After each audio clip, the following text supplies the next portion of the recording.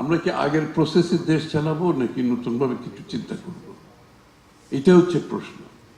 যে আমরা এখন যেটা দেখতেছি এই ফাইন্যান্সিং প্রসেসটাই the whole public finance architecture, পুরো পাবলিক ফাইন্যান্স আর্কিটেকচারকে আমরা নতুনভাবে দেখছি। ওই যে IMF লোন দেবে, ওয়ার্ল্ড ব্যাংক লোন দেবে, ADB লোন দেবে, তারপরে আমার দেশ চালাবো, ওদের উপর ডিপেন্ড করে ট্যাক্স GDP তো আমাদের নিজস্ব ব্যাপার, এটা আমাদেরকে অ্যাড্রেস করতে হবে। তা আমরা দেখছি যে পাবলিক ফাইন্যান্স আর্কিটেকচারের ইস্যুটা আমরা নতুনভাবে অ্যাড্রেস করতেছি। So we have to go for alternative finance.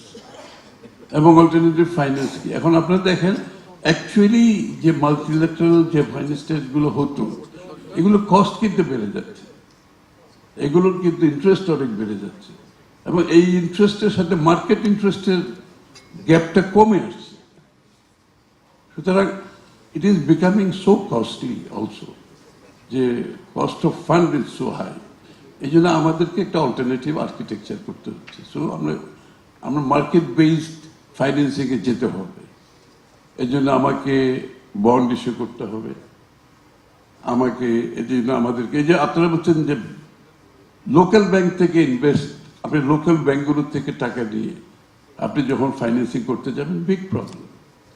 এটা আমরা এটার বিরুদ্ধে তো আমি বলে আসছি, আপনারা যারা আপনার বক্তব্য শুনেছেন লাস্ট 10 years আমি বলে আসছি যে লোকাল ব্যাংক থেকে আপনারা বড় করে your crowding out private sector and the cost of fund is high. Local bank থেকে বড় করে মানে 10, 11, 12, 13% ইন্টারেস্ট রেট, যেখানে প্রাইভেট সেক্টর সার্ভাইভ করা মুশকিল। এই ইন্টারেস্ট রেটে একটা গভর্নমেন্ট এই ইন্টারেস্টের টাকা নিয়ে কিভাবে সার্ভাইভ করবে, এটা হইতে পারে না। তো সো আমরা চাচ্ছি এখন ট্রেন্ডটা আপনারা যদি লক্ষ্য করেন 25-26 এর সাথে কম্পেয়ার করে 26-27 যে আমরা বাজেট দিয়েছি, এখানে কিন্তু প্রাইভেট ব্যাংক থেকে বড়ই কমে আসতেছে। কিন্তু আমরা এই ট্রেন্ডটা আমরা রিভার্স করতেছি, বাট এটা তো আমরা রাতারাতি করতে পারবো না, 3 মাসে 4 মাসে তো করতে পারবো না, 1 বছরও করতে পারবো না। তো this is a process again, gradually আমরা বেরিয়ে আসতে, ব্যাংক বরোইং থেকে বেরিয়ে এসে অল্টারনেটিভ ফাইন্যান্সিং এবং ট্যাক্স GDP আমাকে বাড়াতে হবে, আমাদের কোনো অপশন নেই। এবং অল্টারনেটিভ ফাইন্যান্সিং এর মধ্যে যেগুলো আছে, we are exploring all the option, এবং যেখানে দ্য চিপেস্ট আপনার কনসেশনাল যত বেশি পারি আমরা, we are packaging, we are blending the whole আপনার পাবলিক ফাইন্যান্স আর্কিটেকচারটাকে ব্লেন্ডিং করতেছি the best way possible. But আমরা তো একটা ইনহেরিট করছি, অনেক বড় একটা ডেট ইনহেরিট করে ফেলেছি, কারণ আমরা তো এটা কিছু করতে পারবো না। এই বাজেটে 1,25,000 কোটি টাকা অলমোস্ট আমরা ডেট সার্ভিস করতে হবে এই বাজেটে 26-27, 1,25,000 কোটি টাকা। আমরা ফিসক্যাল স্পেস তো শ্রিঙ্ক করে তো এত কম জায়গায় চলে আসছে। এই যে আমাদের এডুকেশনে উনি রাশেদা, আমার বোন যা বললো, আই এগ্রি 5%, এবং আমাদের ম্যানিফেস্টোতে কিন্তু 5% বলা হয়েছে এডুকেশনের জন্য, because we believe in it. আমরা মনে করি এডুকেশন ইজ সো ইম্পর্টেন্ট, এবং দ্য কোয়ালিটি অফ এডুকেশন ছাড়া আপনি কোনো জাতির পক্ষে এগিয়ে যাওয়া সম্ভব না।